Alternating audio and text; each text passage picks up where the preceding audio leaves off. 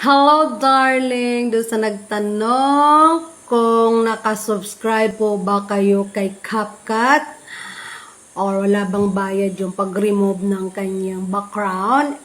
Darling, yan ay libreng apps lamang na pwede po natin siyang gamitin para sa pag-i-edit ng ating mga videos. So, huwag po kayo mag-alala kasi sinare ko po ito base sa aking experience at dahil kahit papano naman meron naman akong nakukuhang technique kahit papano. Tsaka ito lang guys may papayo ko lang sa inyo.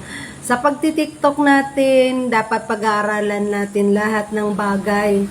Wag lang tayong manatili sa ano lang yung alam natin dahil kung may alam na tayo, dapat dagdagan at palawakin pa yung ating kaalaman. So ako naman, kahit paano, basta sa aking experience, sinishare ko kung ano yung aking natutunan dito sa TikTok para lang magkaroon ng ideya yung iba. So yun lang guys at salamat sa lagi ninyong panonood sa aking mga videos and God bless all. Love you all. Ingat lagi.